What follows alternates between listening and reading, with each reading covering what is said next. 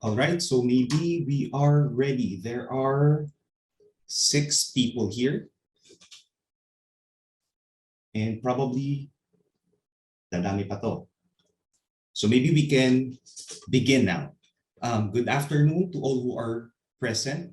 I will be the first speaker and my name is RJ Sorita and I am going to talk about gamification. Games. What's with these games that children love to play nowadays? You know, us adults, we go crazy about children playing games. It seems they are so passionate about this endeavor and they are so into their devices nonstop. What if we make use of their innate passion for games, use it for teaching?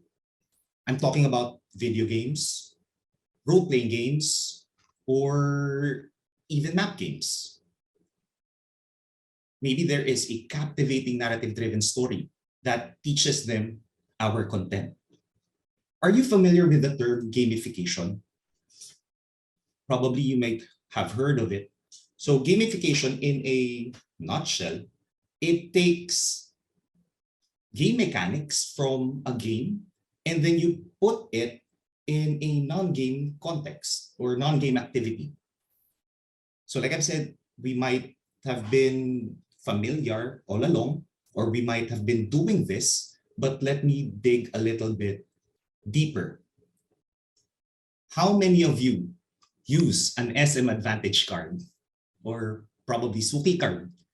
Even shopping applications that have a reward point system. How many of you have decided to buy something because it will fill your reward points? Or maybe how many of you have decided to buy something because the discount coupon will expire in the next 10 minutes or 5 minutes? And people, that is the magic of gamification. It will get you hooked in the activity. Game mechanics, such as a reward system or an achievement system, is applied to shopping. And this just proves the point that gamification is a great way in keeping people engaged in a specific content. Now, are you familiar with Foursquare? It's a location data platform, and it looks much like Pinterest, if I'm not mistaken, or even Google Maps. So it was launched 2009.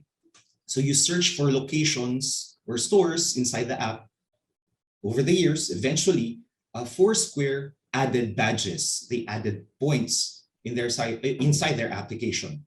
Now, by 2015, their users grew over to 600 million. People kept on downloading. People kept on using the app. And it all points to the very fact that they added these game mechanics. People can communicate inside.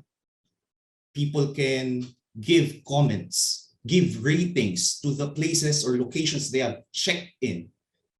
Gain points, spend points. Again, all of these game mechanics, gamification. Imagine, just imagine if our lessons will be presented as a multiplayer video game, like the one presented on your screens. It's an actual gamified activity board of a course in Classcraft. If you are familiar with Classcraft, it's a learning management system that uses gamified approaches. So the students, they will be the primary protagonist of the story. Lessons can be presented as challenges. They will be rewarded in game for achievements they can accomplish. It can also have leaderboards to show who gained most points among all the students. And it can be a very enticing activity, especially if you have students who are very passionate about competition. You see, Gen Z and Alpha Gen students are visual learners. So generally, they are not fond of lectures, according to Cilliers 2017. And there are many studies aside Cilliers, like Singh and Dang Mei, 2016, Chivedi, 2020, they will say that these children, these people, these students, they tend to be impatient. They have low attention span, and they have a high dependence in the usage of technology. Now, if our lessons will be presented as video games, it will satisfy their visual hunger. They can learn on their own. They can have another person with them. They can learn with multiple persons. But also, they will have the illusion of agency, according to Mindy Jackson, 2016. What is this illusion of agency? Agency meaning they have the feeling of being in control. They have the power to be in control of the game. But of course, being in control of the game, it doesn't necessarily mean that only they have the control. The gamified lesson will have guided paths. And these guided paths will be, or they will traverse those guided paths to achieve the outcomes we have set for them. And the feeling of control, it can make the task or probably burden for them seem a bit lesser. In developed countries, especially in the West, gamification is already gaining a foothold as an alternative form of education. In Asia, we have very limited studies, according to So and Seo 2018. We do not know how much or how little gamification is implemented in Southeast Asia. But in online classes, there are studies, several studies, that shows it helps promote student achievement. We still don't know yet if we can pursue face-to-face next year. Probably yes, maybe not.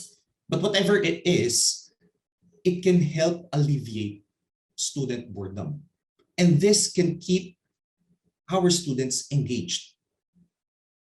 But in my honest opinion, just an honest opinion, no matter how ideal gamification may sound, our educational setup is not a great fit with education. Why? Today we prioritize grades. We prioritize expectations with our outcomes. Maybe it's the right time to talk about the changes needed in education for the next normal. Imagine this. Let me ask you. If education is an investable commodity, and I will ask you to put your money in education, would you put your money in education? Let me change the question. Let me paraphrase a bit. What if I have a brand new business and I will let you invest in my business? 50% of the business, it's yours. Just invest money. But I will tell you right here, right now, I have no interest in upgrading my product, even in the long run. Would you still invest in my business? I don't think so. Because when we talk about products, they should be flexible. They should be open to changes, depending on the market demand. Look at how Facebook evolved over the years. Look at how Grab started from taxis. Now they are delivering products inside your own homes. All right, we apologize for the for the technical difficulties we're experiencing. So going back, we are very, very sorry about that technical problem. But let me go back to my point. So when we talk about products, they should be flexible. They should be open to changes. Like I've said, Facebook and Grab, they evolved. They changed their products so that it can cope up with the changing times. Let's look at education.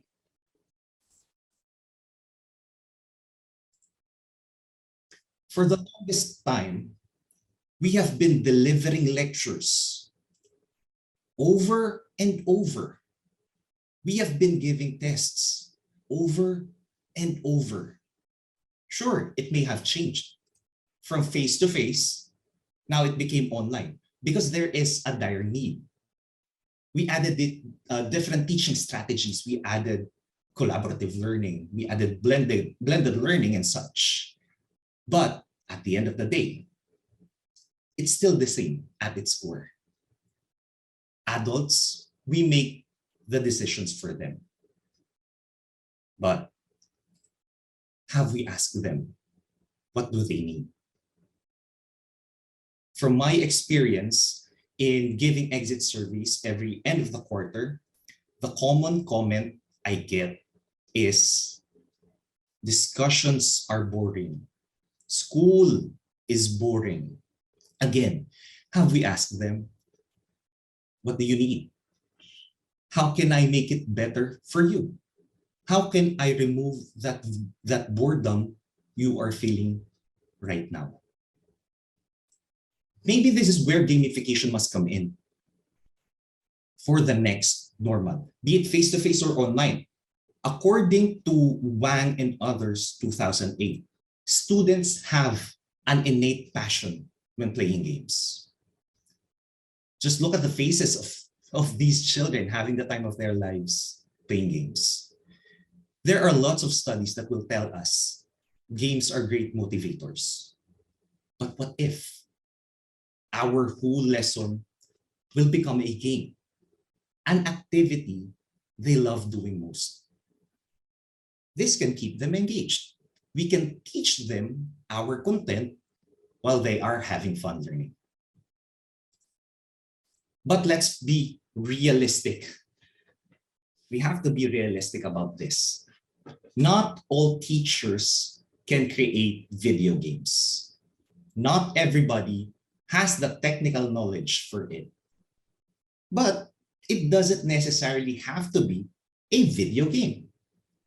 It can be a simple role-playing game, a board game, or a tabletop type of game like Dungeons and Dragons and stuff.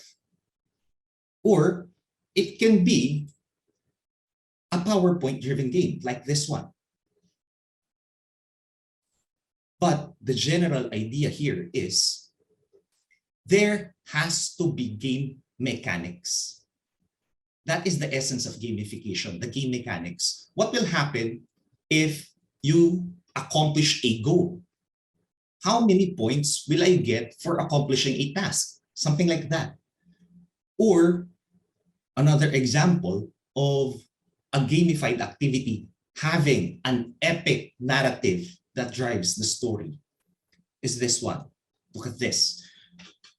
Dr. Christopher C. from the Chinese University of Hong Kong created an escape room type of game for his medical students. Now, so the students were trapped inside a room. And of course, since it's an escape room game, they have to get out, and they were given clues. So the narrative, the epic narrative, is something like you are trapped in a hospital. You only have 1 hour, or else the zombies will overwhelm you, something like that. So they were role-playing. They need to work together to be efficient and escape. Of course, the content of the puzzles are taken from the lessons of Dr. C. Collaboration, imagination, creativity, all of them are needed to solve the puzzles. And this shows a different kind of thinking, a different approach in the teaching and learning process. Maybe, just maybe, it's also what we need so that education can cope with the type of students that we have right now. Gamification, as an emerging technology, has the potential to not only deliver lessons while making it fun, but it can also teach better collaboration, greater critical thinking skills, greater imaginative thinking, better multitasking skills, using a medium that they are very, very familiar with, since it has been with them most of their lives. of course, their gadgets. Now, before I end this, I would like to share a quote from a very credible person whom we all know one way or another. We might have crossed paths with him while we were studying education. And this person said, if we teach today's students as we taught them yesterday, we rob them of tomorrow. Again, ladies and gentlemen, my name is RJ. Thank you so much for listening. Have a safe and Merry Christmas.